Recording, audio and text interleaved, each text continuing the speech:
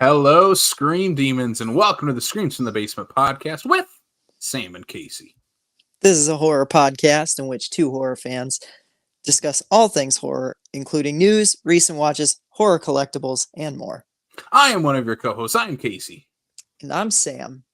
And let's get Scream holy. We're screaming. And we're on the same page. Yeah. We are exactly on the same page for this very holy episode of Screams from the Basement. We're also not just two horror fans on this episode. We're three horror fans. We have a friend. It's rare, but we have one. We have a friend who has come to enlighten us on the work of our Lord and Savior, Jesus Christ Vampire Hunter. We are joined by host of the Fellowship of the Mike podcast. We're going to talk about that later. And one of the co-managers, is that a correct title? Correctamundo. Okay, of the awesome Vermilion Coyote Twin Theater in Vermilion, South Dakota. Hey, that's sort of where we're from. We're from Sioux Falls. It's right up the road. We're neighbors. We're welcoming Shandra to the podcast. Hello. Yay. Welcome to the podcast. I am definitely not that much of a horror fan, though. I have to be honest. But you forage all films.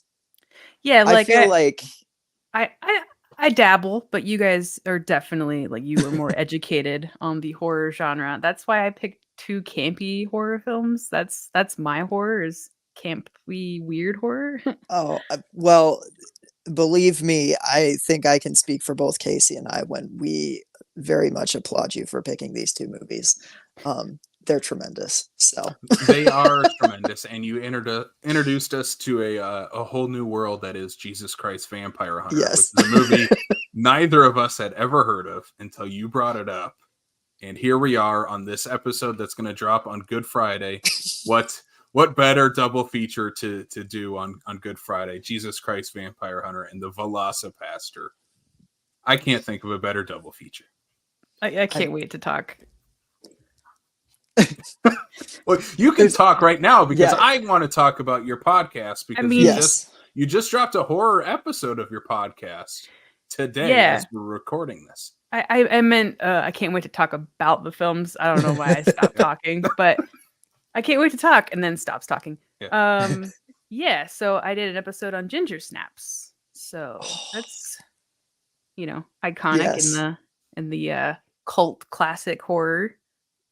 Yeah, absolutely. Casey, you haven't seen Ginger Snaps yet, right? Yeah, I was just gonna make a confession. Like, I'm going to a Catholic church. I have not ever seen Ginger Snaps before. Yeah, okay. We have to do a movie night with Ginger Snaps, and then we have to bring Shandra back on, and we're gonna tell you why you're wrong for missing out on it for all these years. Because there's I'm a werewolf junkie, and I've never seen Ginger Snaps or The Howling.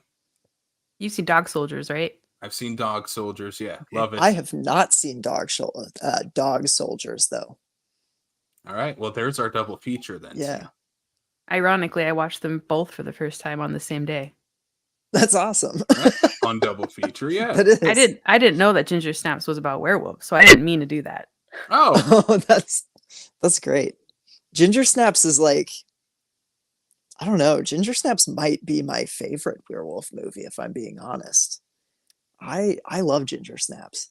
It's pretty good. I haven't seen Wolfman. Is that any good? The original one? Yeah. I like The Howling. Mm-hmm. I don't love it as much as most people. And what's the Jack Nicholson, The Wolf? Wolf. I love Wolf. It's on HBO Max, I think, right now. I should check it out. It's literally The Graduate, but with Jack Nicholson as a werewolf. That's the best way I could. It's The Graduate having a midlife crisis, and the midlife crisis is I'm becoming a werewolf. It's fantastic. Michelle Pfeiffer too, right? Yep. Yeah. Nice. I have the VHS somewhere back there. I'm pretty sure I have it on VHS somewhere too. American Werewolf in London. That's my go-to werewolf. It's solid. I love it so much. Solid. Pretty sure I played it way back when we did our 80s horror movie countdown. I'm pretty sure I played You did. That. Pretty high too. Yeah. Yeah. Anyway, let's get away from Shandra's podcast. Werewolves. Chandra's podcast is Fellowship with the Mike. You talk about all types of fantasy. Absolutely, yeah. What's the okay? So I know you started as a Lord of the Rings podcast. What's the scariest scene in Lord of the Rings? In any of the three films? It's not the scariest, but it's from a God, the Mouth of Sauron in the extended edition. Okay. Oh, You guys seen that? Okay. Yeah. It's dumb. I hate it, but it's like so good in the prosthetics feet. Like it's just so scary the way his mouth moves around and he's like, oh, ugh, I hate that. I would say like a real answer would be probably the ring wraith at the beginning when all four of the hobbits don't even know what they're running from. yeah. And they're under the ring wraith is just like right above them and all the bugs are coming out. I think that's a really good scene. Yeah.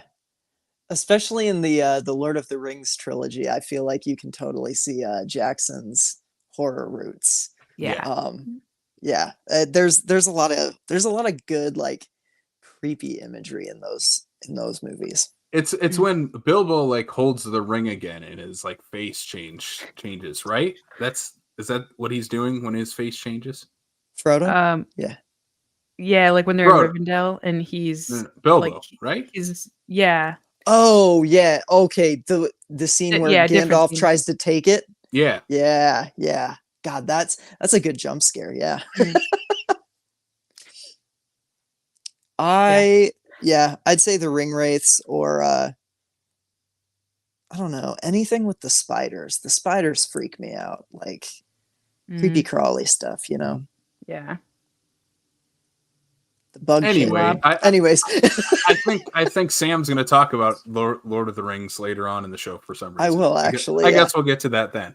Well, it's partially because of our guest. I was like, I just happened to watch these movies, and we have a guest who's well versed in this stuff, so I'm going to talk about it on the show. Okay, we'll talk about them later. But before we get to that, let's get to our main topic. Then we're going to go in chronological order of release.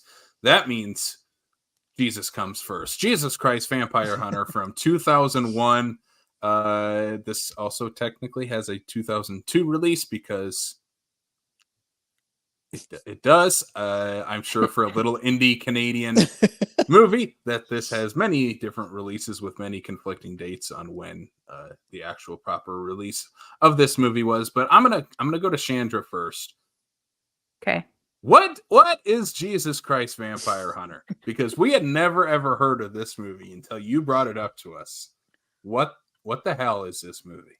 It's exactly how it sounds. It's Jesus Christ and he's hunting vampires. But like the big weird thing is that he's saving the lesbians from the vampires. As Jesus should. Yeah. He has like a earring and he wears like Nike shoes or like Adidas or something. I can't remember what type of... definitely New Balance. This is 2001. Oh, okay. All right. You can see his sneakers. Yep. And he skateboards, right? He skateboards. Sure does. He's really adept at kung fu. He's also a fantastic musical artist and has an entire musical number in this. Yes. Yeah. I actually rewatched the musical number today just because I was like, I need to see this again. It's been so long since we watched it. I was like, oh man, I have to watch Velocipastor. I haven't seen it in so long. And so before we started recording, I got through maybe like half of it. But I was like, I get the gist. I've seen this is my fourth time seeing it. So I had to sort of go back and remember what happened in Jesus Christ Vampire Hunter. Yeah. I want to just go straight to IMDb to read the plot directly from. Okay, so directed by Lee DeMarbre, and this is his write up of the plot of Jesus Christ Vampire Hunter, and it kind of sums it up perfectly. And also, this is the tagline of the movie. This first sentence here. The first testament says an eye for an eye. The second testament says love thy neighbor. The third testament kicks ass. The filmmaking team that brought you Harry Knuckles and won the Spirit of Slam Dance Prize with Harry Knuckles and the Treasure of the Aztec Mummy ups the ante with this tale of the ultimate action hero Jesus Christ. The second coming is upon us, and Jesus Christ has returned to earth. But before he can get down to serious business of judging the living and the dead, he has to contend with an army of vampires that can walk in the daylight. Why? Because they didn't have enough money to shoot it at night. Combining kung fu action with biblical prophecy and a liberal dose of humor, the film teams the savior with Mexican wrestling hero El Santos against mythological horrors and science gone mad, and also manages to address contemporary sexual politics. And did we mention that it's a musical? This sure ain't Sunday school. Jesus Christ, Vampire Hunter. I mean, I think that just did all of our work for us. Yeah. I always forget about El Santo. Gosh. I know, it's so funny because like I had kind of forgotten about him until reading this. And then I was like, oh yeah. And it's crazy to me because him teaming up with a Lucha Libre wrestler is not even the like fifth or sixth craziest thing that happens in this movie. It's arguably one of the most logical things of this movie. Yeah. It's like of course when El Santo showed up, I was like, yeah, this makes sense. Like Jesus Christ would team up with him to fight lesbian vampires. Yeah. On his like private plane Yeah. Tiny, very tiny plane for a giant wrestler. with his like little girlfriend. Yeah. Oh my gosh. Yeah, so this movie is in like the start of this movie threw me because we all watched this together. We watched this at your place, Shandra. We had a grand old time. I don't know why I'm talking like an old person, but yeah, when this movie opened, it threw me a little bit because you know you've got the like sermon over the like going over the shots of the city, and then there's just like this crazy guy that pops out of the bushes and starts basically like yelling at you from from behind the camera, and you're just like, oh, okay. He's so good at it too. He like knows what he's doing in terms of like story time. Oh yeah, 100%. It's such a good way to get you hooked into the movie. But like, yeah, I don't know what I was expecting from a movie called Jesus Christ Vampire Hunter. That just wasn't it. That wasn't how I expected the start of the movie to go. And he periodically like shows up as like the narrator of this movie, and he looks like a crazy homeless person. And he's never in the most like normal place to do like a talking head. He's like always in the bushes or like hiding behind a tree or something. He's just in the most random places possible. Yeah. Yeah. A great narrator. Something that I don't think I've ever seen before in a movie. Yeah, this movie, one of my favorite things of watching it is that, it's a crazy low budget Jesus Christ Vampire Hunter. You expect that from just the title alone, but like you can tell like how much love and heart went into this movie with both of these movies. I think that's why they pair so well together, is that they have crazy titles and crazy concepts and no money and no money, but like there's so much passion and creativity behind the scenes, and you can feel that like expressed on screen that it makes it so much more enjoyable. Yeah.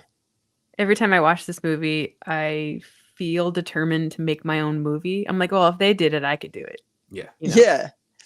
It's like it's done in a way that you can see the seams, and that almost makes it more endearing because it's kind of like it's kind of inspiring. It's this like, wow, this is just a group of friends who got together and decided to make a movie about, you know, the Lord and Savior killing vampires in the name of lesbians. Mm-hmm. This, I mean, it's got everything. It says so in the plot synopsis. God dang it, I'm losing my words. I'm a terrible podcast host, guys.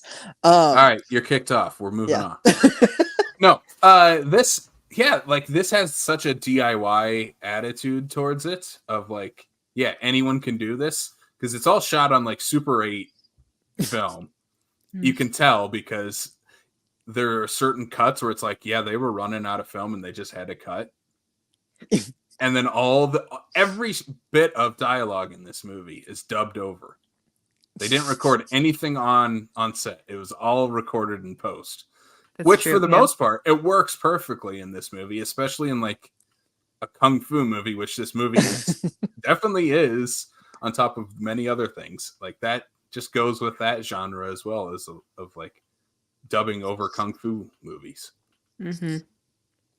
I And feel like, the kung fu fight in this movie is insane. We'll get to that. oh yeah, against the atheists. Yeah. Mhm. The clown car atheists. Yeah, the never-ending atheist of this Oh man, Canadian that's town. that's my favorite scene. I think is when they just all keep jumping out of the van, and Well- what is it, a van, right, or a car? Yeah, it's like a little sedan type of It's like a Yeah. sedan, right? Okay. vehicle. Yeah. They just keep coming. It's never ending. It's like 6 at a time exit. This is what Christians are against nowadays. Is all the atheists. They never stop. They always keep coming. I They was like, is that multiply. symbolic? Is symbolic Uh-huh. like they just keep coming? Mhm. What are we gonna do? And Jesus fights them off every time. Yep. The thing with that scene is like it's hilarious and it goes on entirely too long, which adds to the hilariousness. But it's also just a really well done action scene. Like there's a lot of funny, just like the beach scene at the beginning with the 2 vampires that he has to beat up. You know, he hits one of them and there's that over exaggerated shot of their legs just being dragged across the sand as they like fly away. And it's stuff like that that's like, it's over the top, but you can tell that the people that are choreographing this and filming this and shooting this like have a respect for the art of kung fu movies and have a knowledge of that, because the way they frame it is, you know, it's low budget, but it's not bad. And I think we can talk about that in the next movie too. I love that this feels like it is made by competent filmmakers who just didn't have all of the tools that most people have to make a movie. Yeah, I'm like trying to find my review on Letterboxd. Did I even log this? I don't know. Oh my god, this just ruins my whole year. You're gonna have to go back and rewatch this just so you can log it properly. That is not. I'm not okay with that. It's fine. It's fine. I love in the beach scene Sam is talking about spoilers for Jesus Christ Vampire Hunter. Like, I think people, no matter what, even if you get spoiled on this movie, you're gonna want to go watch it as soon as possible. But I think it's on Tubi right now too, so people can actually watch this movie. But in that scene on the beach, like how he defeats those vampires is hilarious. And so many times in this movie, they bring up like vampire lore and how Jesus uses vampire lore to stop them. He blesses the water. He blesses the ocean that they're standing in, and they just like disintegrate. Jesus is a resourceful man. He is. I mean, what would you wouldn't expect anything less of Jesus. Mm-hmm. And then immediately after the beach scene, he goes and he gets a makeover. He gets his hair cut. He gets his ear pierced. I'm not gonna lie. I don't like the makeover. He should have kept the long hair and the sandals. At least the long hair. I'm not here for short hair, Jesus. I love seeing his little earring though. Yeah. Yeah. Yeah. See, that's why he couldn't keep the long hair, because you had to know that he was edgy. Yeah. He could have done man bun. Like man bun Jesus is alright. Oh, that would, yeah. That's true. That's true. That would have been epic. We're gonna give him another $500 to reshoot this movie just with man bun Jesus instead. Yes. Okay, so I was looking up, speaking of the budget of this, so I was looking up some things on this movie. It was shot over weekends, over a 2-year period, which bravo to them for sticking with this project for so long. I'm sure they all worked 9 to 5 jobs, and then Saturdays and Sundays they're like, let's go to the park and shoot our kung fu scene. This had a $700,000 budget. Is what I'm reading. Maybe no. Sorry, $70,000 budget. Okay, I was like, what? Sorry, not 700,000, 70,000. Yeah. Okay, that makes way more sense. Yes. Yeah. Okay, 70,000, which is still quite a bit for a movie of like this size, and I'm sure it's 100% them using film. On this movie. Yeah. Oh, for sure. Yeah, if they're using Super 8 cameras, that's not cheap. That's not cheap. Especially if you're shooting a musical number in the middle of a city. You're gonna Yeah. have to shoot that multiple times. How did they do that? That's what I want to know. Because like, I don't know, this doesn't strike me as the type of movie to have like permits and things. You know what I mean? It feels very guerrilla style in so many ways. And so it makes me wonder, did they just pretend it was like a flash mob in downtown wherever they shot this? I don't know. Canadians are just a whole other realm of I don't know what to say. They're super nice. Yeah, they Yeah. probably just saw it and they were like, Yeah. "Oh yeah, they're making a movie, eh? Hey, can I join your movie? What's it about?" What's it about? A boot. Sorry. Well, yeah, like all the extras in this movie, because this movie has so many people in it. There's like a ridiculous amount of people in this movie. Because that's one thing you can really notice, like in a low budget movie, or for like this, like a micro budget, is you can tell where they cut costs is like, we can't get people to come to this because we can't feed them or pay them to be on set. But somehow these filmmakers knew all of Canada and they showed up to make Jesus Christ Vampire Hunter with them. Because even in that fight scene we were talking about in the park, there's like 100 people that he fights in that scene alone. And I don't know if it's all different people, but it's at least mostly different people every time. It's mostly different people. It's probably just people that were in the park and they were just like, Probably. "Hey, want to be in our kung fu movie?" You just It's have all- to run. You just have to run, take a punch, and then take a fall. Like,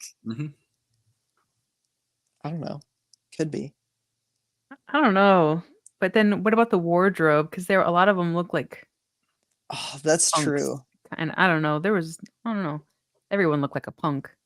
I would say maybe they're crew members, but I'm like, yeah, I don't get the idea that they had like a massive crew either, though.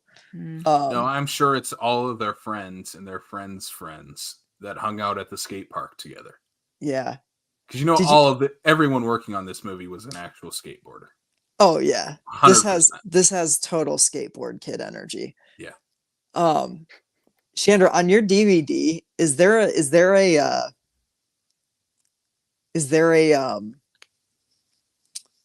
audio commentary on the DVD? There might be, yeah. I need to hunt down this DVD because I don't know. I'm so curious about how they made this, how they pulled off things like the musical number. I don't know. This movie is like, it's a shoestring budget masterpiece. It really is. I can't remember, but I think after you guys left that night, maybe Micah and I started watching something like that. Okay. Because the menu was just, on the screen. And I Right. think Yeah. that, I don't know, I have like a vague memory of us watching some stuff. Well, yeah, I'm gonna hunt down the Jesus Christ Vampire Hunter DVD. I'm sure it doesn't have a Blu-ray release, right? I almost guarantee it does not have. And even if it did, like, what are they going to remaster? That's going to be completely different. Right. That's fair. Don't remaster it. No, keep it DVD quality. We have a comment coming in from friend of the show, Ryan Brewer, filmmaker here in South Dakota. I'm going to pop it up here because he answered one of our questions. He said that's how I cast my movies. I just go to the park and ask them if they want to be in a kung fu movie. So I think that's what the filmmakers of Jesus Christ Vampire Hunter did. Bravo. Yes. Thanks for clearing that up, Ryan. Yeah, thank you for the insight, Ryan. There's another scene where Jesus uses his cunning intellect to suss out the vampires, and it's in trying to remember, it's in a bar, I think, where he looks in the mirror and he's the only one in it. Yep. I forgot about that. I'm such a sucker for using mirrors like in vampire movies. Yeah. To like reveal like that there's a vampire, especially like comedy vampire movies, like Dracula Dead Loving It has a great one where Leslie Nielsen is dancing, and it's just a woman dancing by herself.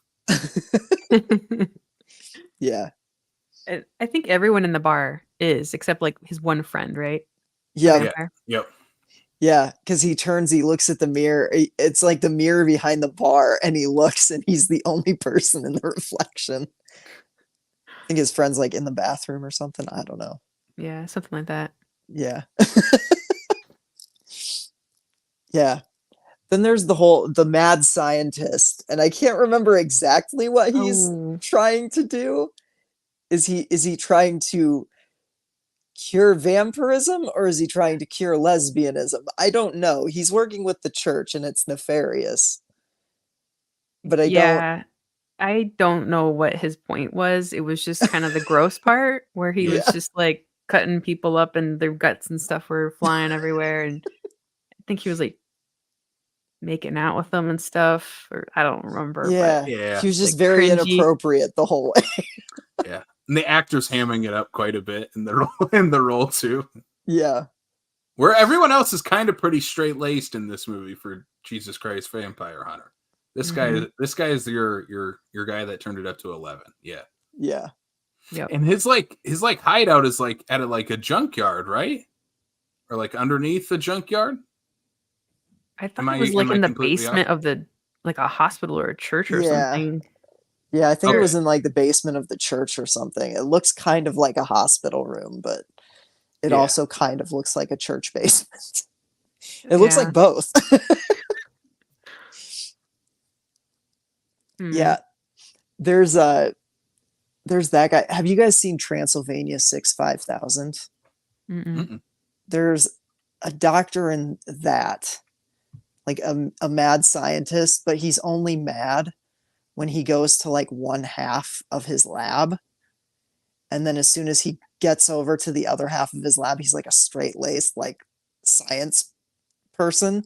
And that's what the mad scientist was giving me in this movie, was that kind of energy, like the mad scientist side energy, just the whole way through.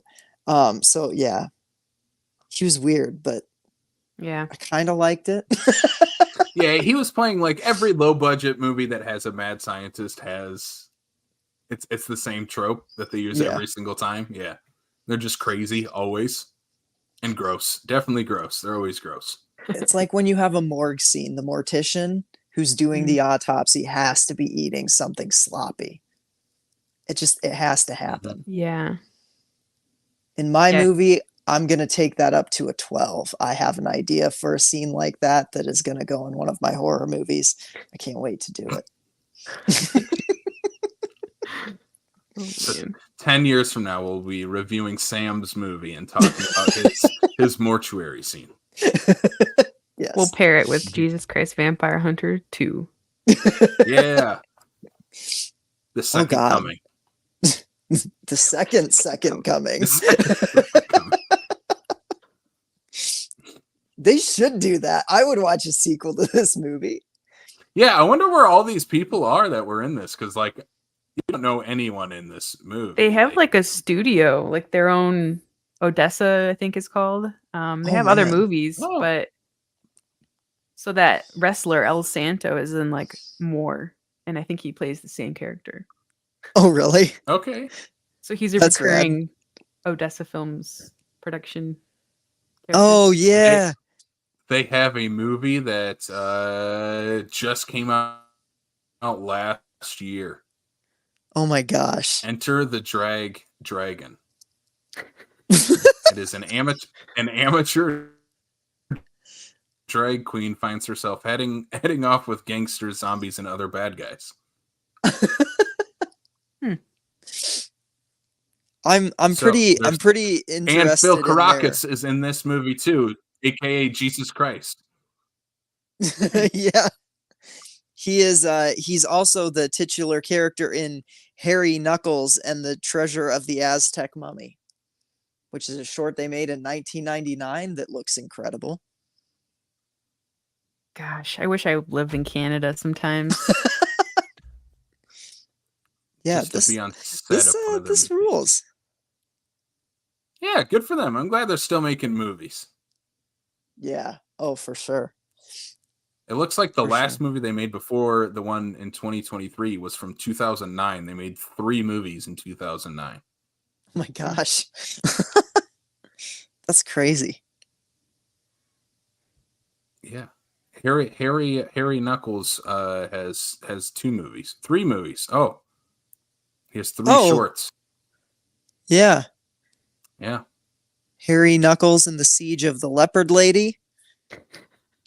And And that's another one. Oh, there's a Harry whole Knuckles and series the of Pearl Necklace. That sounds like a video you should not click on. That sounds like, yeah. Yep. When did we watch this? Was it in January or February? I think it was in February. I think. That sounds right. I think it was like right towards the end of February. Because it was at a meeting for an as of yet undisclosed project that will become disclosed soon. Just kidding. Subtleties. Not so subtleties. Right? Our meeting was on Wednesday. I'm just so mad that I didn't log this. I'm so sorry. You can stalk ours. I'm sure we did. I was about to say, I logged one. You know, I waited for your guys' like what you guys were going to write in it, and I think that's what distracted me. It was February 6th. Yep. Should have rewatched it for this. I'm kind of itching to rewatch Jesus Christ Vampire Hunter again. This is a perfect get with friends like we did and just sit back and enjoy the amazingness that is Jesus Christ Vampire Hunter. Well, what are you doing on Sunday, Easter Sunday? You could watch it on Easter Sunday. Perfect. There you go. See, we're giving people a perfect double feature when they're just like, I'm sick of eating Cadbury eggs. We went Easter egg hunting in the snow. It was awful. I want to sit down and just watch some terrible movies that are also awesome and wholesome. You watch these 2 movies. All your nieces and nephews are around. Just put the movie on. Yeah. See what they do. They'll probably love it. Who wouldn't love this? They'll start doing kung fu in the living room, and that's all you can ask for. Like, Mommy, what's a lesbian? The movie ends with like such a wholesome message too. Yeah. God, I'm like blanking. Tell me. It's like his like is it Sermon on the Mount, right? Yeah. And it's like him in the city, and he's like saying how you just need to be nice to people and don't treat people differently and don't be an awful person. Yeah. He's just basically he's dumbed down the teachings of Jesus to be nice to each other. Yeah. It's really sweet. It is really sweet. Yeah, it's very nice, and they all like cheer, and it's a big old happy ending. Like the actual like religious stuff reminds me a lot of Life of Brian from Monty Python. Yeah. This movie's not making fun of Jesus at all. It's actually like encouraging his teachings and his work, and like, hey, this is what you should do. You should be a good person. Don't treat people badly. But also, we're gonna have all this crazy stuff going on, and the crazy stuff's gonna surround Jesus while he still remains the same. Yep. So another double feature you guys can watch: Life of Brian with Jesus Christ Vampire Hunter. Yeah, that would be a good one too. I love this movie. I think I said it the night we watched it, but I was like, if this would have been the movie that they would have put on in Sunday school, I might still be going to church. Like this movie just I don't know. This is my Jesus. The one that hunts vampires and has an earring and New Balance sneakers.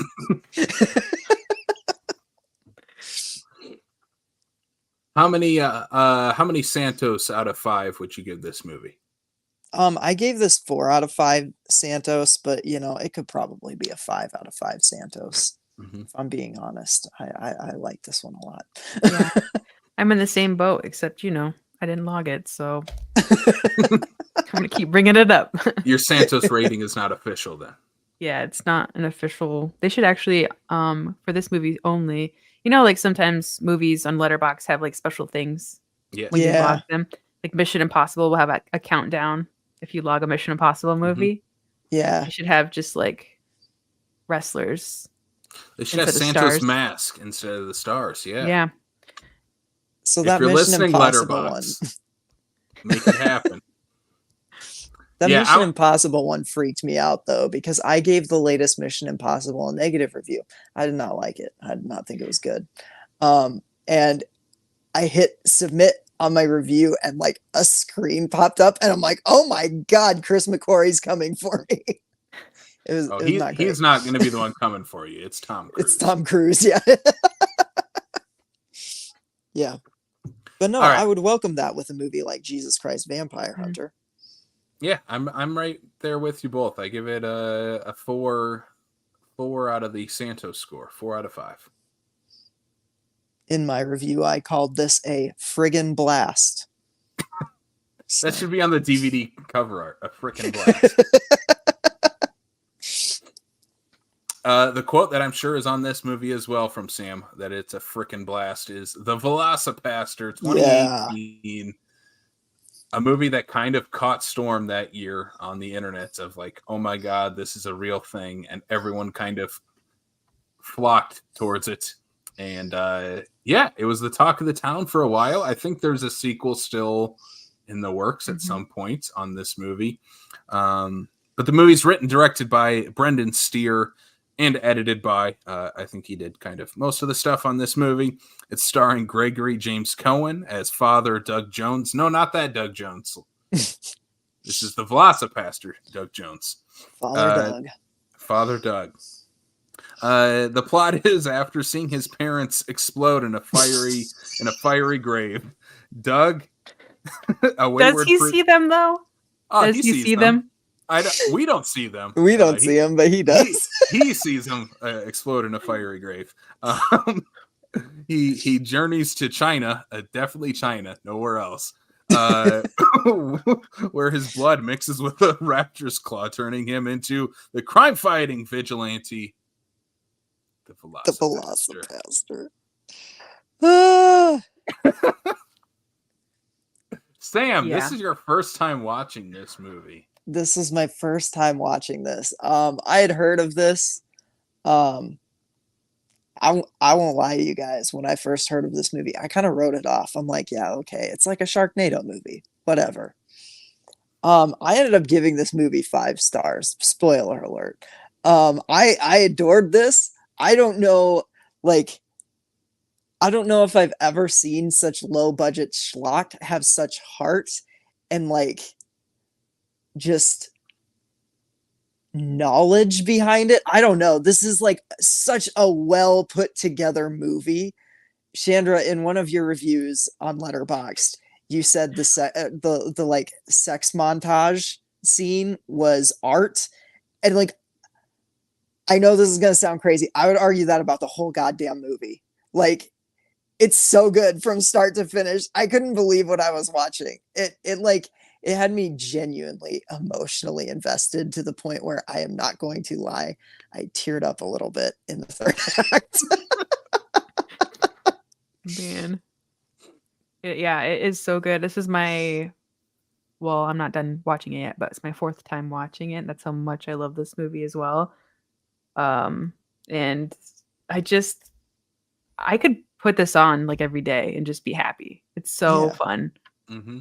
And it's so like self-awarely, like bad, of course, but it's also just really well thought out too. Like all of the dialogue is well thought out in terms of like its comedic, like will it make you laugh or not? It's I love like when you said the China thing where God will not follow, and then there's like the opening credits and he's like driving forever, and then it's just like China. And it's clearly the woods behind one of the producers' house. Or Yeah. Yeah. Oh my God. Casey, what about you? We haven't talked about your history. Sorry. No, this is my second time watching it. The first time I watched it, I threw a movie party, and we watched Tammy and the T-Rex and the Velocipastor. And Tammy and the T-Rex is a ton of fun. It's a perfect like get with friends, watch this terrible movie and have a blast with it. And it still remains that type of movie. But the Velocipastor, I didn't know what to expect going in, because when we watched this was like during the hype of like, oh my God, the Velocipastor, you have to watch this crazy titled movie with a pastor who's also a velociraptor. And yeah, like Sam, like this movie just blew me away on how much creativity is put in it. And like, yeah, it's still a pretty dumb, next to no budget B movie, but it has so much heart and soul to it, and everything is so smart. Like the editing in this movie is like, I don't know, no low budget movie for, as I looked it up, $35,000 should be edited this well.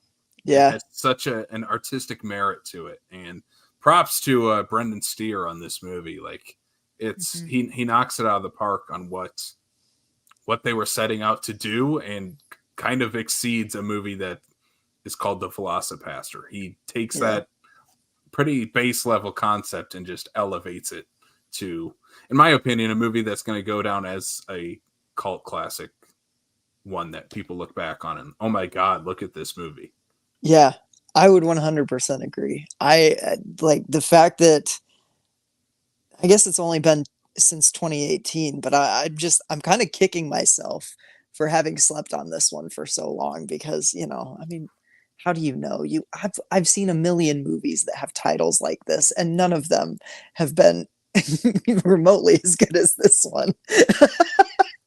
Yeah, look at so like this movie comes from Wild Eye Releasing, which is very notorious in the low budget bargain basement level of movies of, hey, these are the movies when you go to Walmart, they're the $5 movies on the bottom row. Like that's those movies.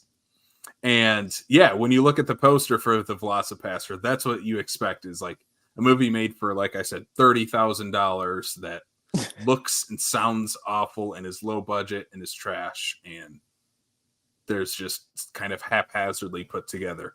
Whereas The Velocipastor is like everything opposite of that, where all of the money is put in this movie, but it's like, it doesn't feel like it's $35,000. Like this feels like a much bigger movie because of the style and editing and just overall use of the resources that they actually had, including a pretty awesome Velociraptor costume. Is it a Velociraptor costume though? Because that's it's a tiny T-Rex costume. T-Rex costume. Yeah, it is 100% a T-Rex costume. I think this movie. Oh, sorry. Go ahead. I think this movie would totally have flopped if it didn't have like the two leads, Carol and Doug. Mm-hmm. And the father too, which I think is Brendan's dad. Oh, really? Like in real life. Oh my gosh. They have the same last name. It's Steer. Oh, okay. So I'm assuming. Okay. And then Father Stewart's like wife, when they have the flashback in Vietnam. I think that's his mom. Oh, seriously? Yeah. That's so funny. I had forgotten about the Vietnam flashback when I rewatched it, and I was like, oh my God, that's right. Yeah. Because... it's so dumb. I just watched it before we started, so I have it way fresh in my brain. It's so funny. But yeah, like Father Stewart and the war buddy Ali, he's like, I want you to go home and have lots of babies and name one after me, your war buddy Ali. And then when he says, where did you name me from? Like, oh, my war buddy Ali. And then he just gets shot in the face. Yeah. But he also says like, my buddy Ali, who never got hit by a bullet and like ever, and he just like lived the whole Vietnam War without getting hit by a bullet, and then he just gets hit in the face. And then the wife comes to visit for whatever reason in Vietnam. In Vietnam. It just like, steps on a landmine. Yo, it's like, Stewart, Adeline, Stewart. It's like she runs, and then like the two war buddies behind him are like, what do you think she was doing here? I don't know. Maybe she was just trying to start a family. So dumb. Also, Father Stewart is just wearing like a blonde wig. Yeah. Like under his little helmet. Yeah, clearly like a 65-year-old man. Oh man. Yeah. Yeah. So I was I was gonna say sorry. I had to finish my thought. The two leads, Carol and Doug, and then Father Stewart, and they execute all their lines. Like the dialogue is really well written. I think like where the jokes are placed, and then the delivery of it at all. But just it's so quotable. Like I have so many quotes written down in my notes. I don't even have notes written down. It's just quotes. So if you ever need a funny quote to pull out for this movie, I got you. Oh yeah. Now I'm done.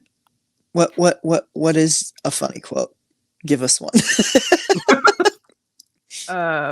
Why do they call me Frankie Mermaid? I Because have you this be one written swimming down. in bitches. The pimp named Frankie Mermaid is Frankie so Mermaid. funny. Oh my god. He's also like I was watching the credits. He has like 5 credits in this movie. Oh, does he Oh, really? really? Yeah. I didn't know that. That's so funny. Uh-huh. Like he's one of the I think he's a producer on it, and then he's like one of the tech guys too. Oh geez. Yeah. So this was this was super indie, yeah. Oh yeah, super indie, yeah. My favorite quote that I wrote down is that's what parents do. Parents die on you. I have that written down too. Like just so deadpan and straightforward of all parents do. That's what they do. They die on you. I loved the scene between Doug and Carol where is it like he goes, We should introduce. I don't know. Maybe we should introduce who Carol is here. Oh yeah, because Carol's like the main, like an integral part. Yeah, she's the love interest. She is. She's one of Frankie Mermaid's girls until Girls. Frankie Mermaid exits the picture. Yeah. She's a. What does she say? She's a doctor lawyer. Yeah. Like she's going Yeah. to doctor. She's going to be a doctor lawyer. Yeah, a doctor lawyer. Doctor, lawyer, hooker. Yeah. Gypsy. Oh my god, my cat is just like all up in my grill right now. Yeah, she introduces herself and says that she's a working girl, and the priest is surprised, and she goes, yeah, well, I'm also a doctor lawyer, but no one seems to be surprised by that. And he just like glosses over it. He doesn't even comment on it. Right. Yeah, so their relationship, I just feel like, is so like it's more believable and real than I'd say 90% of relationships in movies today. It's insane. There's like a genuine sweetness there that I think really carries the movie. And I love the scene between them after he's come forward about being like the Velocipastor, and he's just like, I don't know much about dinosaurs. And she says something like, and he goes, but I do know a lot about Bibles or something like that. Is that what it is? I think she's like, I don't know a lot about Jesus or Oh, something. yeah. And then she's like, well, I don't know a lot about dinosaurs. And then it's just like, that's Yeah. all they say. Yeah. Well, yeah. Well, I don't know a lot about dinosaurs. And then the sex montage. That is art. Another funny It quote is. around that scene is when she tells him, like, he wakes up in her bed and she's like, last night was great. And then he thinks that they had sex because he has no memory. He just passed out after eating this guy in the woods. Yep. And Ripping this guy's head clean off. yeah, saving her because she Yep. was out there, doing her thing. Yep. And then she's like, you turned into a velociraptor and you killed this guy. And he's like, dinosaurs never existed. And even if they did, I didn't turn into one. Oh yeah. Oh gosh. Yeah. The old devil planted dinosaur bones theory. Mm-hmm. Even Father Doug Jones believed it. Father Doug. So there's the sex scene has a great like montage during it of like, again, the editing of this movie brings it almost to the next level of like, hey, they're trying to do something really artsy and making this super interesting. There's another scene where they do a montage, and it's this training montage, and it's almost like a training montage mixed with like their relationship montage as well. And it's just him like wearing the exact same stuff and doing different cheesy exercises. It's like clearly they went to a gym one day and like, we're gonna film for the next hour and just get as much stuff as we can use for this montage. They're at Planet Fitness at 3 a.m. going, come on, let's get out of here before the front desk switches again. Mm-hmm. They're all in on one person's membership. Hey, that $10 went to that $35,000 budget, Sam. Heck yeah. The visual effects. Can we talk about that? Yes.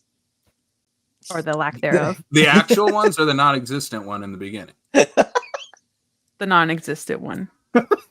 That I had to pause because I couldn't stop laughing. Like I was just so not expecting that at all. I think that's what sold it for me. Like when I was like, let's just try this Velocipastor movie, and then immediately like VFX, car on fire. So we're just supposed to imagine it. I thought that was genius. I was It's like, so who funny. needs $1 million to film this movie? Just do that. It's so good. And the fact that they just put the plate in and they put the text over it and they just leave it at that. Mm-hmm. I'm just like, that's so brilliant. It lets you know exactly what kind of movie you're going to be watching. It's like, it's a total tone setter for this movie. Yeah, like we are trying to tell a genuine story, but we have no money to do it, so we're going to kind of take the piss out of it as we go. And it's just it's tremendous. It's so funny. And everything with the there were parts of this that reminded me of Tammy and the T-Rex with like the giant dinosaur, like clearly just someone's hand in a fake dinosaur claw effects. I love that stuff. We also need to bring up there's some kung fu action in this movie too. Mm-hmm. Perfect kung fu double feature with these. The people he's fighting are just straight up ninjas. Yeah, but they're ninjas who want to coerce the whole world into Christianity through force. Yeah. I thought that was a genuinely interesting take. I was like, I don't know. I thought it was also really funny when he's like, that's not how the church does things. And, historically. Also, it turns out, spoilers, for Velocipastor, his brother is one of the members of this ninja clan. Yeah. Oh my God, the brother that's not in any flashbacks until they introduce him in the present day. And then they just recut to flashbacks and he's just in them. Like, pops up like from the back seat of the car. The parents are up front going, there goes our only son as Doug walks away and the kid just pops up in the back seat. His brother has such a great evil laugh scene. Yep. Where like the head ninja is doing an actual evil laugh and he tries to mimic him. Yeah. Yeah, the brother is the brother's such a funny character. I love like I said, I love just like cutting back and just incorporating him in everything between them. They have like really good chemistry, the actors do. Like you genuinely get the sense that there is a brotherly rivalry between them. And I don't know. I feel like that's harder to pull off than most people think. Mm-hmm. Mm-hmm. He looks like a blonde Anton Yelchin. Yeah, he does, doesn't he? Yeah. Oh my God. I miss that guy. Mm-hmm. We should do an Anton Yelchin episode sometime. We should. Scream Fright King Night Anton Yelchin. Fright Night. Green Room. Oh yeah. Green Room. Oh. Odd Thomas. See, we have at least 3 movies we can do with him. Hell yeah. There's another scene with ninjas where one of them is Australian for no explicable reason, and then one of the other ones that's with him has like a premonition on like how he's gonna die. It's like he knows he's gonna die from Velociraptor, and that's how he dies. He knew it was gonna happen. Gosh, Yeah. seen this movie 4 times and I don't remember that. 3.5. Sorry, I didn't get there this time. I mean, given the type of movie it is it safe to assume that there have always been libations or other things consumed during the viewings of this? Maybe. I don't know. That might be the best way to watch this movie. Yes. I definitely think that probably helps. I did not indulge in any of that. I loved the movie, but yeah, it's one that I could see being really fun at like 10 o'clock on a Friday night. Yeah. I think I definitely did twice out of the 3 times. Yeah. It's a perfect movie for that. It's a perfect movie for that. Especially when you get to the final act and it's straight up a raptor fighting a Doing clan of kung fu? ninjas. Yeah.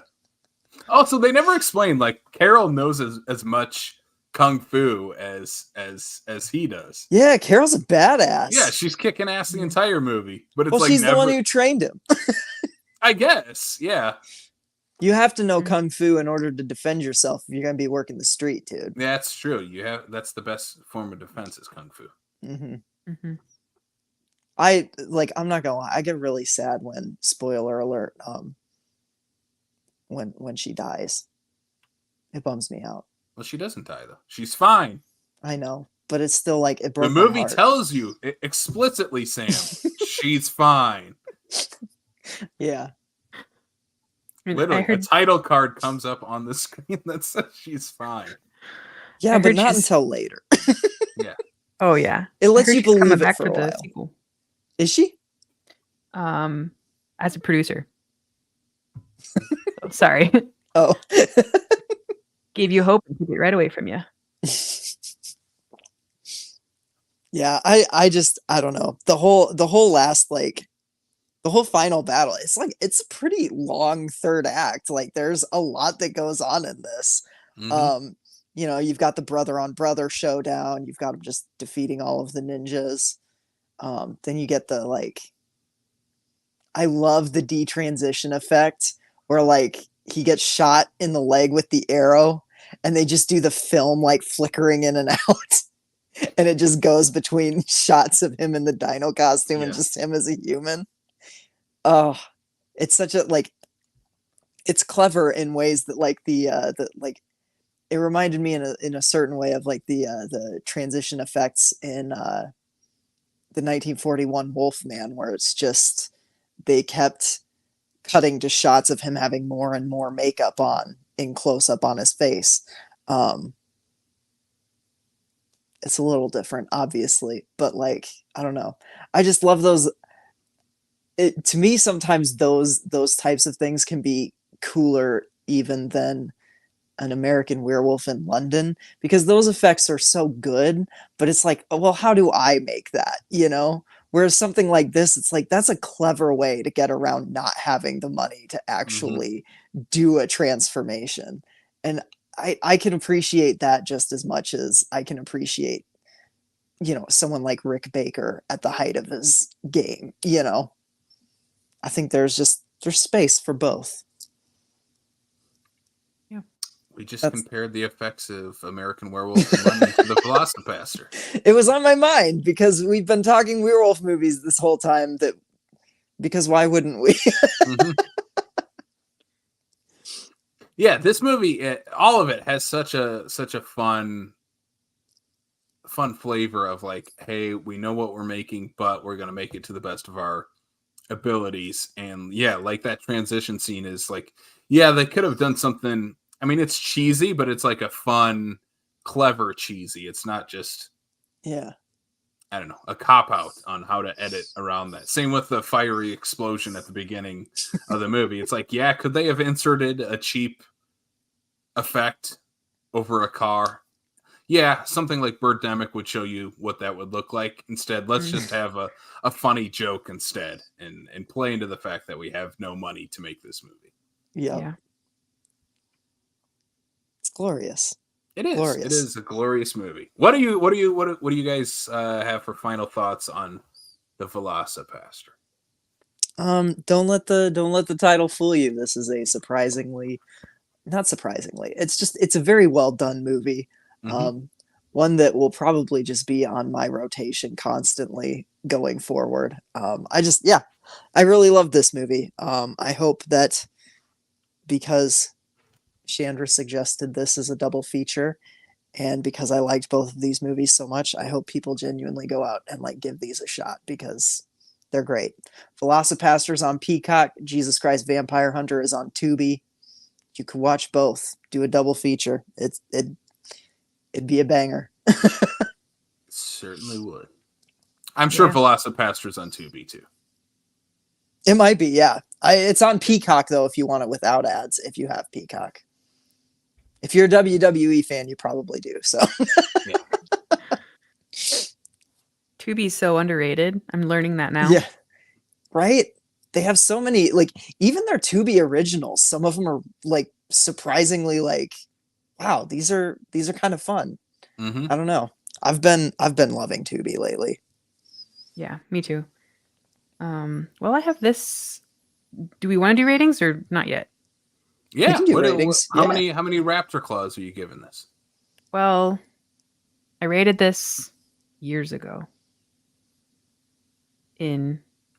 Just kidding. I watched it in 2022. Last time I watched it, and I gave it 3.5. But I think it's going to change higher. It's Probably a 4.5. Yeah. I'm an overrater by nature, so I'm going full 5 with this.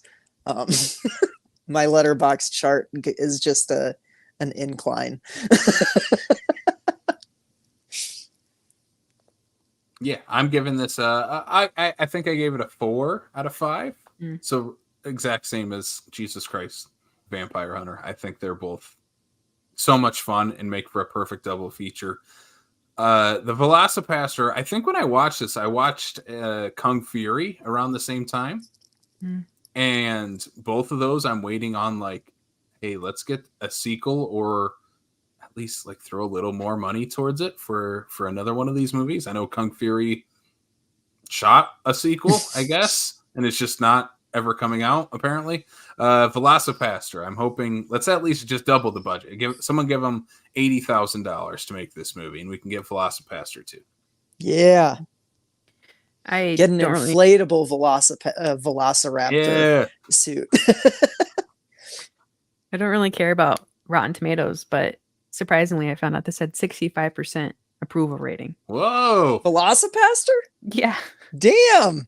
I think it did better than Madame Web. Oh, yeah. Yeah. Yeah. I still haven't seen that. I probably won't.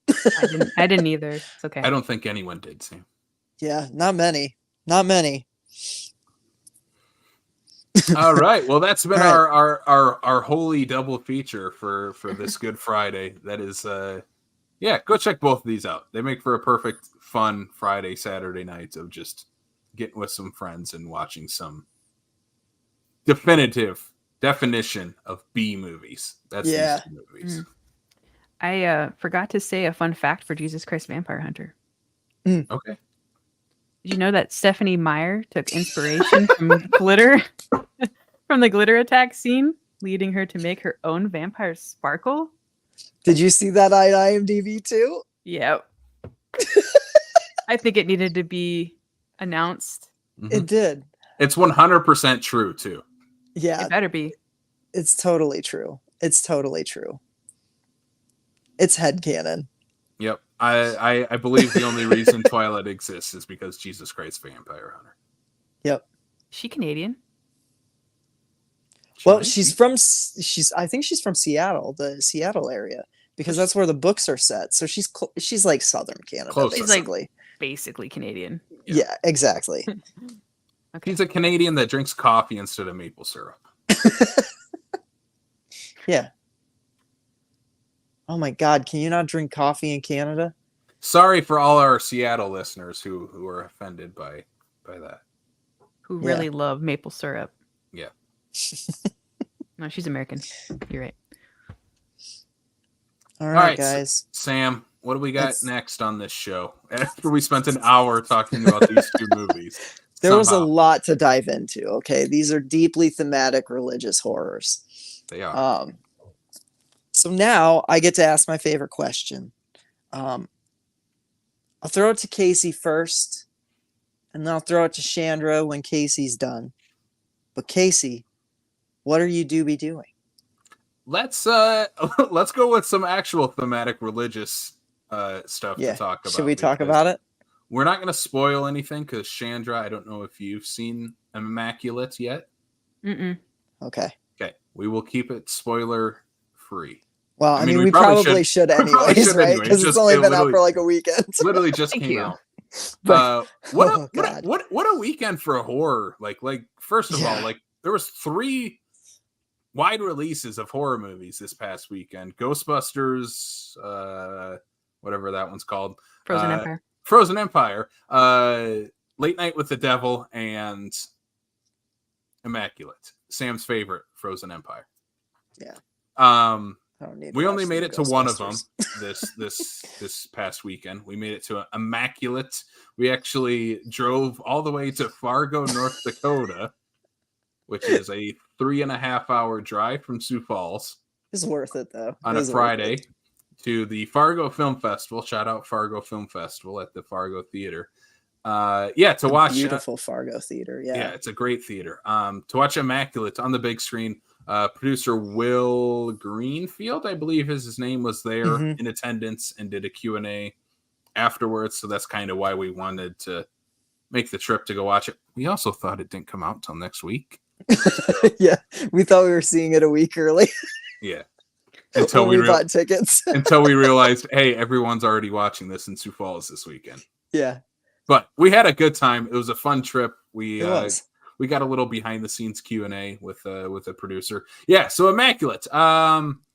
Sam, you like this a lot more than I. Okay, I'll just give my brief thoughts. I love the setting because it's set in Italy, shot in Italy. It's all set inside a giant, massive church.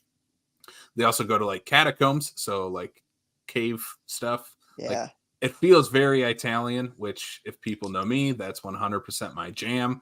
And that was my favorite part of this is people walking around creepy places only lit by candles. That's this movie. And that's my favorite, one of my favorite genres in horror. This movie delivers on that. And it's religious horror. And it doesn't play like most religious horror movies do, especially nowadays, looking at you, Exorcist believer.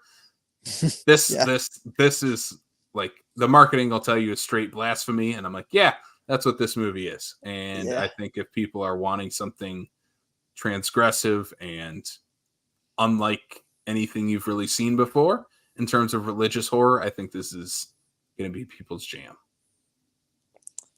Yeah. So I mean, we've talked a little bit about religious horror on the show. I grew up in a we talked about Exorcist believer. We did. I'm not a big fan of religious horror typically, because I mean, I grew up in it. I've always found it to either be really like chaste and essentially like a undercover like a Bible story essentially, or they're just not very good. This is neither of those. This movie is incredible. On the drive home, I think I told you, Casey, like it feels like the filmmakers set out to make a Blumhouse style popcorn movie, but with like the heavy thematics of A24. And I think they took aspects from both, like the best aspects from both of those companies and their production styles, and combined them into something that I I haven't been able to stop thinking about it since we watched it Friday. Like I've been down the rabbit hole on this movie, diving into like how they made it. Um, I think the story with Sydney Sweeney auditioning for this a decade ago, the project falling apart, her now that she has the clout that she does, buying the script, doing a rewrite on it with director Michael Mohan, who's worked with her on a couple of different projects before, and then just bringing this to life in such an artistically like this has so much artistic integrity in it because there are choices that this movie makes that like no studio would allow a movie to make, especially in the final act. And this movie is already pissing off the right people. It is fiery and angry, but it's also just a really good time. And I don't know. This is like one of my favorite horror movies of the year so far. I cannot wait for this to hit home media so I can watch it again and again and again, which is not something that I ever thought I would say about this movie, even like with the hype going into it. Yeah. I adored Immaculate. I'm glad we saw it at the Fargo Film Fest. It was pretty cool. We actually got to connect with the people who run the Fargo Film Fest. So that was a really cool connection to have, just doing the things that we do in this area. So yeah, it was well worth a trip out to Fargo. It is playing pretty much everywhere, and it's doing really well at the box office, as is. And I think it'll keep doing very well. Yeah, I think word of mouth is going to carry this because it's going to be controversial, but I think that controversy will translate to box office legs. I really do. And I hope everybody goes out and sees this movie. I love it. See it with a crowd too. This was maybe like, I'm not even gonna lie, might be a top 3 theater experience like ever for me. The way our crowd was reacting to certain parts. Like, yeah, I was pretty surprised by a Midwest. It was relatively small town crowd reaction. Yeah. And there were cheers in the right moments. There were gasps. Like there was one gasp that was really funny. I can't even remember, but it was like just such an innocuous part of the movie. And it had paled in comparison to anything that had happened prior. And this one guy, like we were sitting up in the balcony and one guy down on the lower level, I heard him just go, and I was like, that's what got the gasp out of you? Like, what have we been watching for the last hour? Like, it was pretty great. I loved Immaculate. So check it out if you can, when you can. Mm-hmm. Yeah. I'm keeping with religious horror on my watch list. My next movie the next movie I want to talk about in terms of religious horror, and this might be the best of all of them, is 2008's Ginger Dead Man 2: Passion of the Crust. I loved this movie so much. So shout out to the Puppet Masters and Castle Freaks podcast. They just did an episode on the first 2 Ginger Dead Man movies. They ripped the first one apart. They broke that cookie apart and didn't even eat any of the crumbs. But Passion of the Crust they raved about. And so I was like, I need to watch this movie ASAP, because I purchased at Last Stop CD Shop Passion of the Crust, and I didn't even log the other. I watched the third one too. That one's awful. Anyway.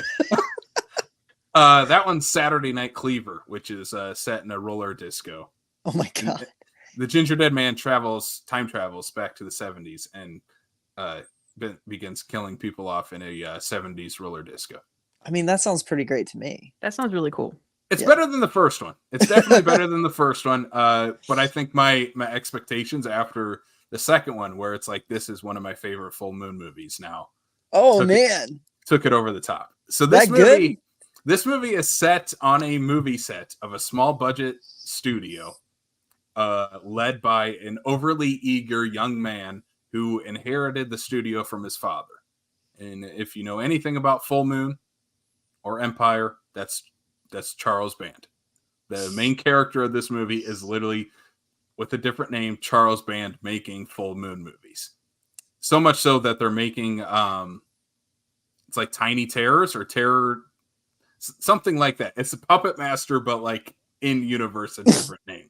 And it's like the 10th or 11th movie that they're making in this. John Carl Buechler is in the movie as the director of this like Tiny Terrors movie, plays himself. Also David Dakota, who has directed literally like hundreds of movies, including Sorority Babes and the Slimeball Bolorama. He directed a couple Puppet Masters, including Puppet Master 3. He is very notorious for inserting homoerotic imagery in his movies because he himself is a gay man, but he makes movies for teenage boys. But he is very notorious for inserting naked men in his movies in not so subtle ways. So what do? They have him shoot a movie in space where people are just like, the dudes are rocking 6-packs and underwear, and that's all they're wearing. It's literally like a pure self-referential movie of Full Moon and how they work.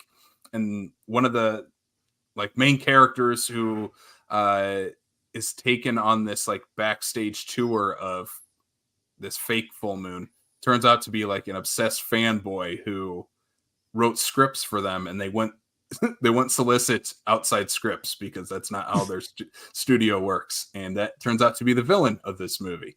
Yeah, this movie is a ton of fun. I highly recommend it if you're a Full Moon nerd like I am. Like, this is like an instant watch, and everyone should watch it. That's awesome. What does it have to do with Passion of the Christ? They crucify Ginger Dead Man at the end. I didn't even talk about Ginger Dead Man in that entire thing. He's there killing people too. Like, it's barely a Ginger Dead Man movie. Yeah, that's right. Speaking of other tiny killers, we watched Leprechaun on the big screen St. Patty's Day weekend at the Sioux Falls State Theater. This movie's awful, but it was a ton of fun to watch with a crowd. Yeah, crowd loved it too. It was fun. Yeah. It was really fun.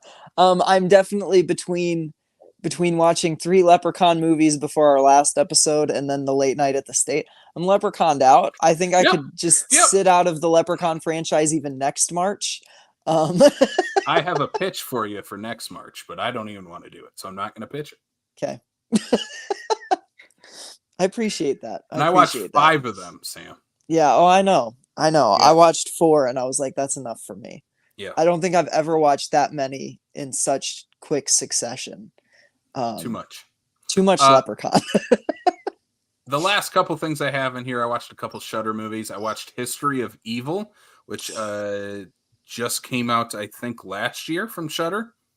I was not a fan of this movie, and I'll leave it at that because it's still a low-budget filmmaker making a movie for a pretty small streaming service. I'll leave it at that. Wasn't for me. A movie that was, and that just straight up fucked me up, was When Evil Lurks.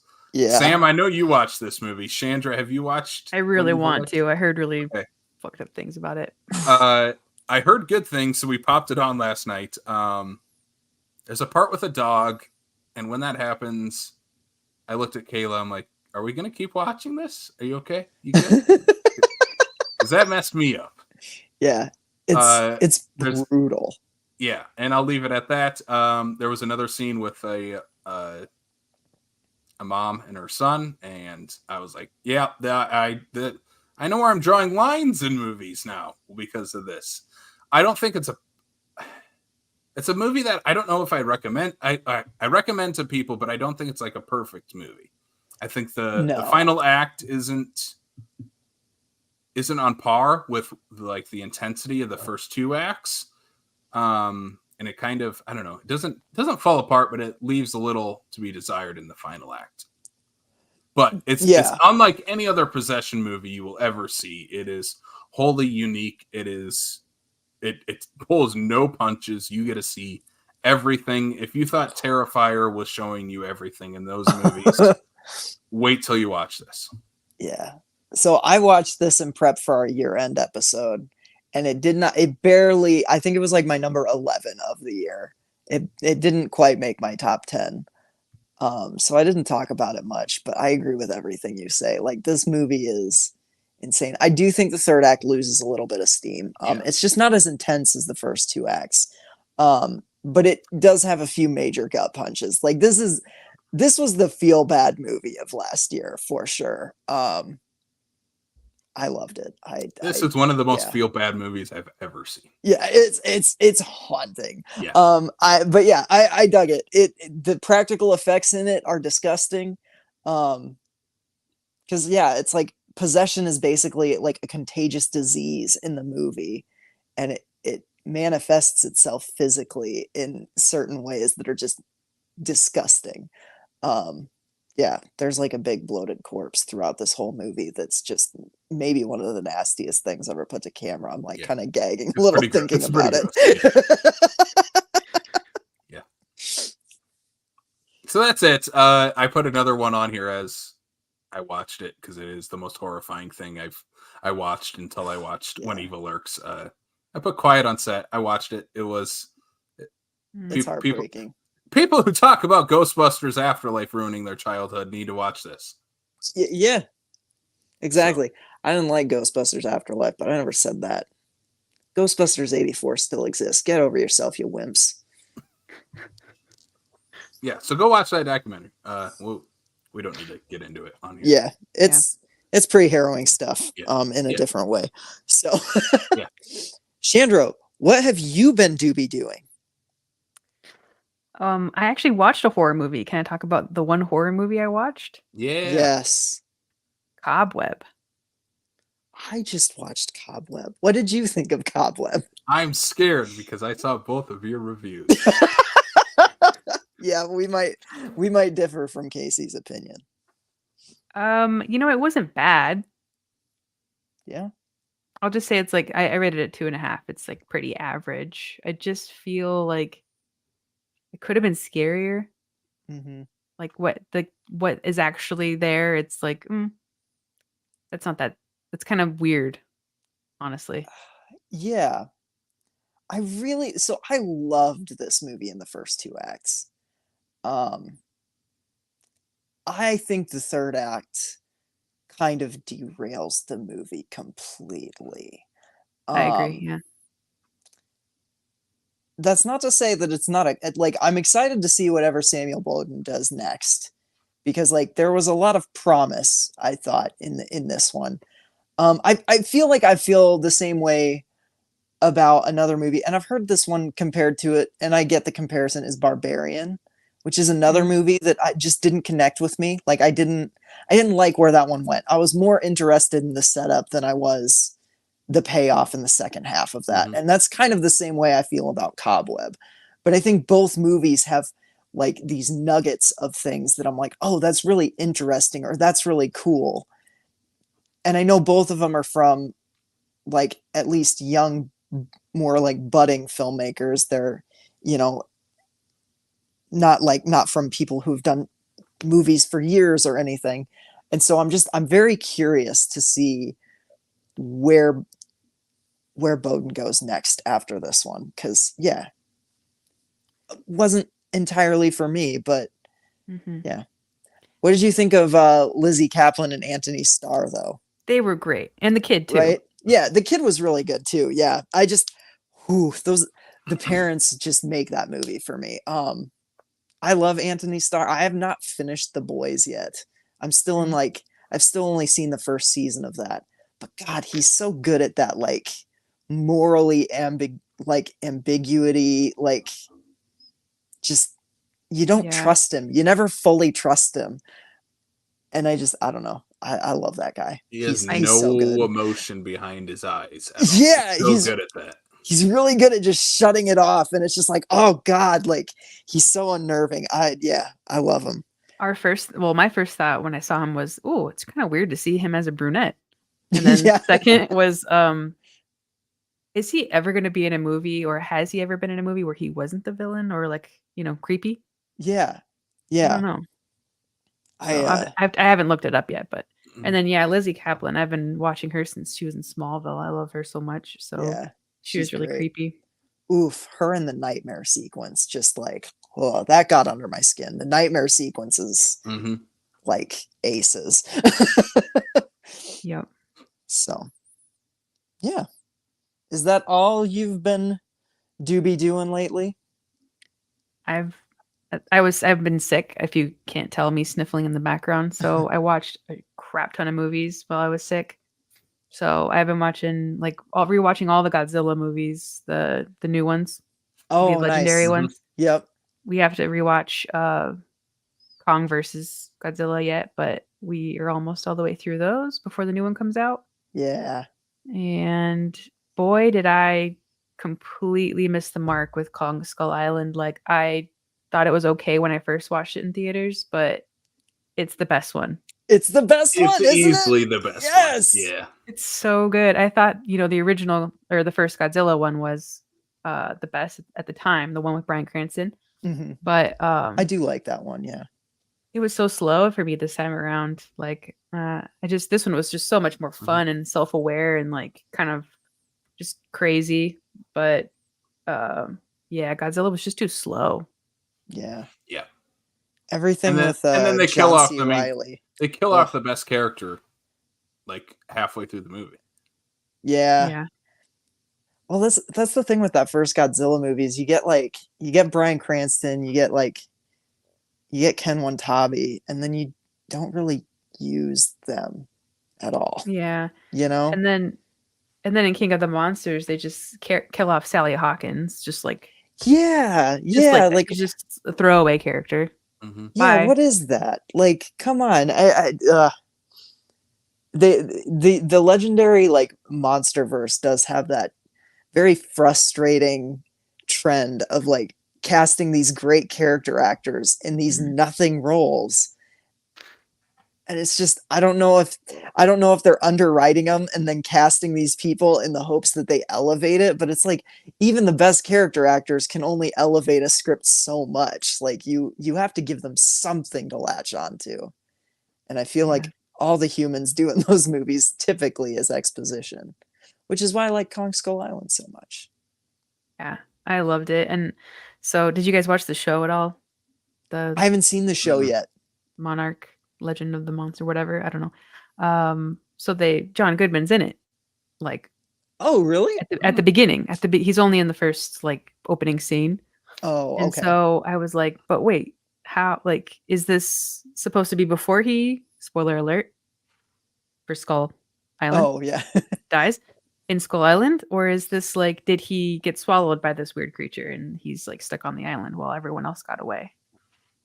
Like it's like I think it's the former. I don't think he did survive that monster because those things are terrifying. But yeah, it was just like, where is this in the timeline now? I'm confused. I mean, as horror fans, we're kind of used to timelines being nonsense. They fit whatever narrative structure they need to fit. Yeah. Oof. I guess I have one more sort of horror movie. Okay. The Edge. I don't think I've seen with this. Anthony Hopkins and Alec Baldwin. It's not a horror movie. It's a wilderness survival movie. Oh, okay. But if you're scared of grizzly bears like I am now, it is. Yeah. It's like from 1997, and it's just that they get a real bear to do the things, and it's just no, I don't want to be in the woods anymore. Yeah. Oh, that sounds intense. Animal attack movies are like one of my favorite subgenres. Yeah. Terrified I'd say, me. have you seen Grizzly? But that movie will not scare you as much as it'll just make you laugh. Have you seen Grizzly? No. It's like there are shots in that one where it's just like clearly two human hands from behind the camera wearing bear paws, just like slapping people, and then their face gets bloody. Yeah, it's great. It's a great Jaws ripoff. There are like some scenes where you can obviously just sort of like tell it's someone in a bear costume, but like Mhm. very like not that many scenes. It's like only when you Oof. really needed it. Otherwise, it was Bert the bear, who was like a trained Kodiak bear. Oh my gosh. That Huge. sounds terrifying. And so Anthony Hopkins actually did most of his stunts with the actual bear. Wow, Crazy. Anthony Hopkins, you madman. He's a that crazy guy. alone makes me really want to check that out. That's Mhm. insane. That sounds great. All right, Sam, what about you? What have you been doing? I've been doing, gosh, we talked about most of my stuff.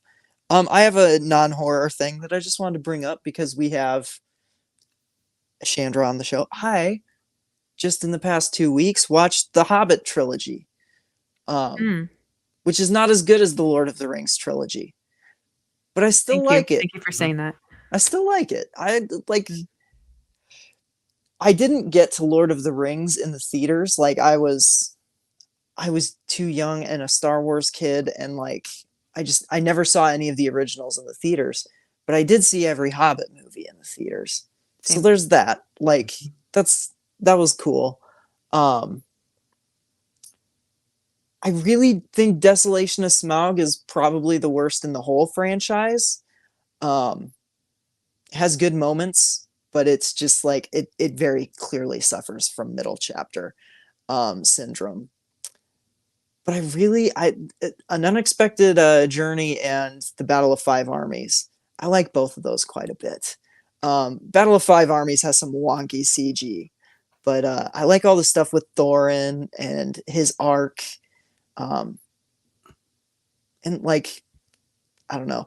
As far as books go, like I like The Hobbit more than I like the Lord of the Rings books. That's fair. And so like I really like An Unexpected Journey because to me that captures like the kind of whimsy, like kind of twee feeling of the Hobbit book that I love Yeah. so much. And the second two not as much maybe, but I don't know. I get really emotionally swept up in the Battle of Five Armies. I have Still, to. Okay, so I guess I'm admitting this. I've only seen Battle of the Five Armies once, and it was in theaters. oh really? And I now own them all like extended edition, so I'm like making Mhm. my way through them eventually. But I remember at the time I loved Desolation of Smaug like more than An Unexpected Journey. Okay. But then I just rewatched An Unexpected Journey, and it's just I think it's my favorite. The first ones in each trilogy are my favorites. Yep. Fellowship is my favorite in the original trilogy too, for sure. Yeah. Yeah. I love the dinner party sequence in An Unexpected Journey. It's like it might be my favorite scene in all six movies. Uh-huh.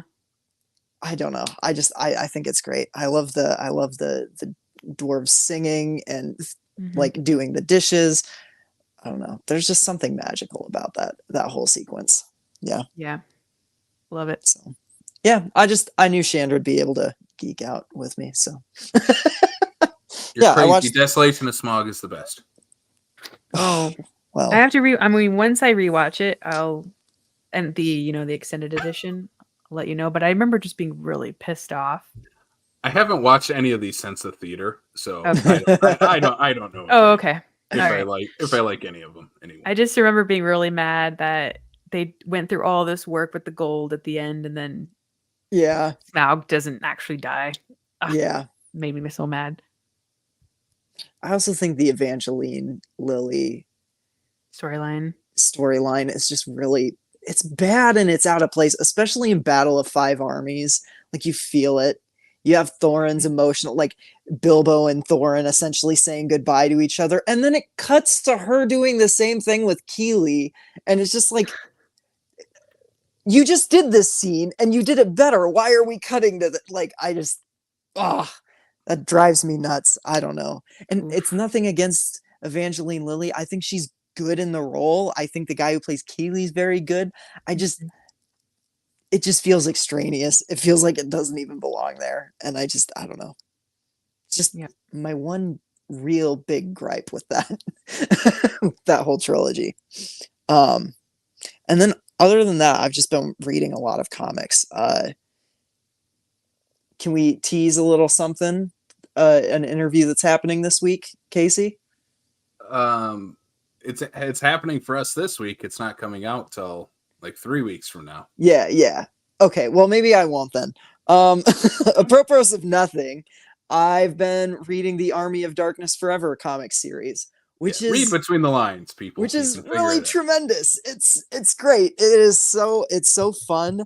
It's set in 3 different timelines. You've got the 1800s that Ash comes back from at the end of Army of Darkness. You've got 1993, where Ash comes back at the end of Army of Darkness, and then you have an even a more alternate timeline where Ash sleeps too long and he wakes up in 2093, and he has to in order to get back to his time, he has to get all of the pages of the Necronomicon, which are now scattered across this post-apocalyptic wasteland, and the Deadites have infected technology. So there's this like sci-fi bent to Army of Dark. Like, it's so cool, and I love this series.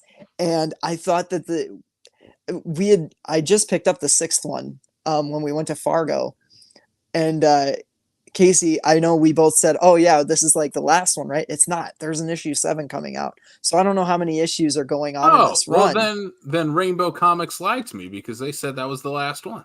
Oh, no, it's not. The end of book 6 does not end. And it has a teaser for issue 7. So I have no idea when how many issues they're going to have. But yeah, it's such a good series. And also while we were in Fargo, I picked up issue 1 of The Fog, a comic presumably based on the John Carpenter movie. I read the first issue. It is like a legacy sequel to the 1980 Carpenter movie that does some really interesting things, expanding the lore of that movie and bringing back some fan favorite characters like Stevie Wayne. I loved the first issue. I'm definitely going to keep going with this one. Yeah, that's The Fog comic series. It's from some indie press. I cannot remember, and I don't have the comic on me right now. But yeah, I highly recommend that, especially if you're a fan of the Carpenter movie, because it rules. And also because of that, I rewatched the Carpenter movie this weekend. I've talked about that one so much. I love The Fog. It's an underrated Carpenter movie. Yeah. So that's what I've been doing. Just a lot of comic reading. Probably have more comics even more read on our next episode. So thanks, Casey, for getting me back into this money eating habit that I had cut out of my life for so long. Mm-hmm. Yeah, comics. Want to go to a comic store? Oh, sure. Yeah, let me just drop another $20. Like, $20 doesn't sound like that much, but Free comic book day is coming up. Yeah, there we go. Hopefully, the next issue of Army of Darkness Forever is free. Apparently, because it's still going. I'm gonna have to Right. call Rainbow after we're done with this and tell them to add it to my box. Yeah. Make sure they add it to your box, man, because it is coming. I should get a box at Rainbow too, especially now that you got me back into it. Yep, I'm sorry. Ass. Expect more comic book stuff, I guess, in the future on this podcast. All right, is that it though? Do we have anything else we need to do? No, I don't think so.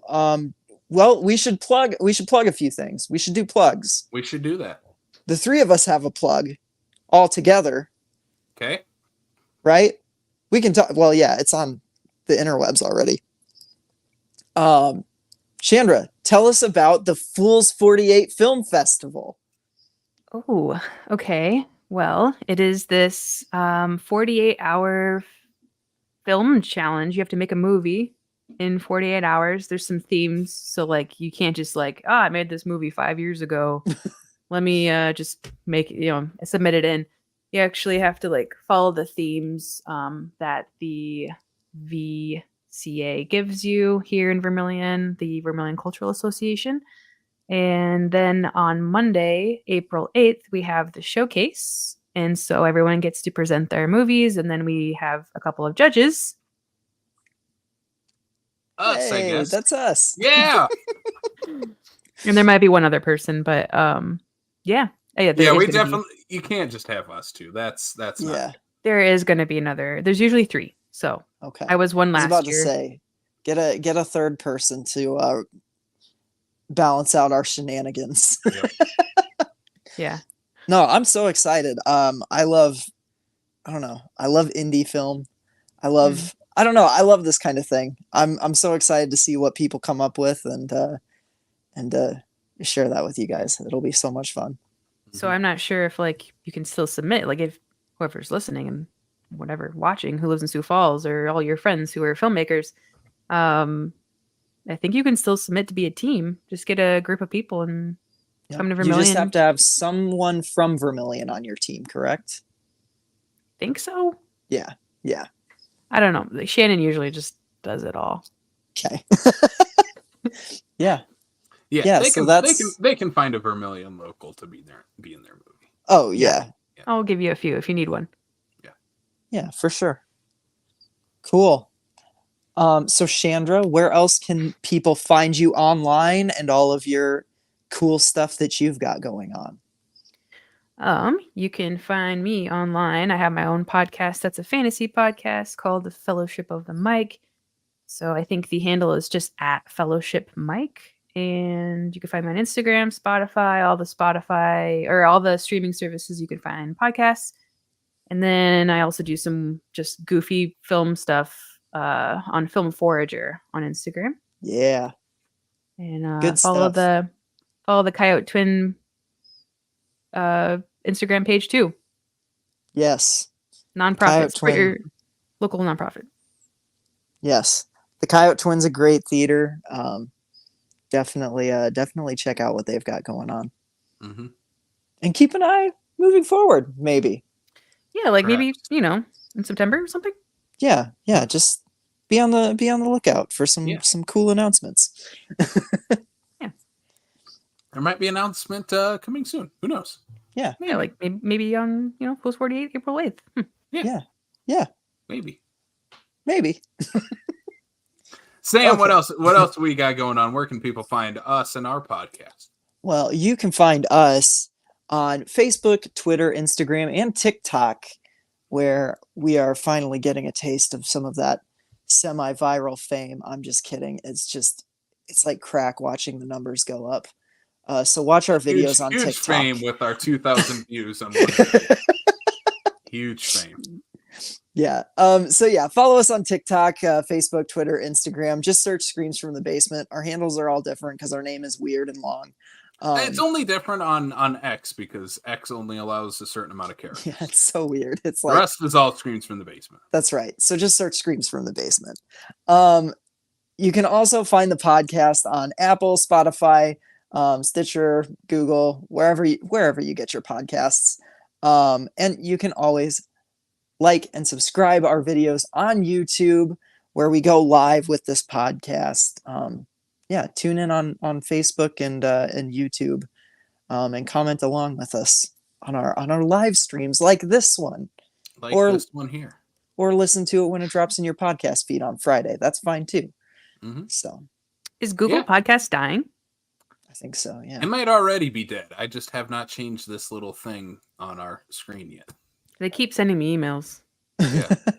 Just I so don't you know. It's still on my phone, so that's all I know. Okay. Yeah. I don't know.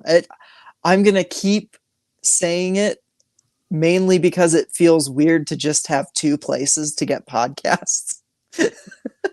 So I'm just like, yeah. It goes out to like a bunch of other ones, but let's be honest, Right. who's using anything but Spotify and Apple to listen to their podcast? Yeah, exactly. Yeah. Exactly. So anyways, that's it. That's the show. That's the show. Shandra, thanks for coming on. Yes, thanks for thank you. thanks for introducing me to two movies, introducing both of us to one that we obviously all very much enjoy and love. And this was such a fun episode. It was so good having you on. Yeah, thank you guys for having me on. Make sure everyone on Sunday goes and watches these great movies Yes. about Jesus. Yeah. Amen. Easter Amen. Sunday, have yourself a nice holy double feature. And with that, I don't know how we end this. What does the Bible end with? Amen. Amen. Thanks for tuning in, and amen. Amen. Sweet screams. I'm trying to think of something really clever, but I can't. No, Sweet rabbit eggs. No. Wait, I guess hold on. we can't end on that. What are we doing? Let me pull a quote from Velocipastor. Yeah, there we go. That's a much good. better ending. I love that all this stuff is going to stay in too. Yeah. It's because we do it live. Dang it. Live, pal. Anything can happen. All right. I already said them all. Hold on. Let me go to the all? IMDb page. Yeah. You have one moment. We can. Yeah. This is live podcasting. Our listeners got folks. all the moments. They're just hanging on to every last word we're going to give them. All right.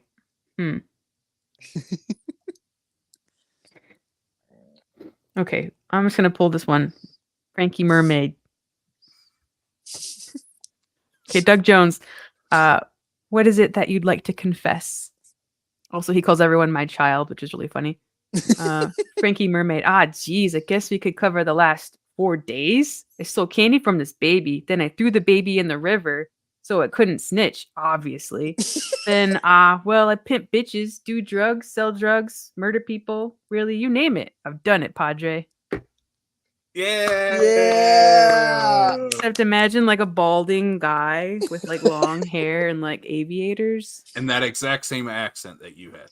Yeah, that was a perfect Frankie decent, Mermaid right? impression. Yep. It's my cold. All right. For all the Frankie Mermaids out there, we'll see you later. Bye. See you later.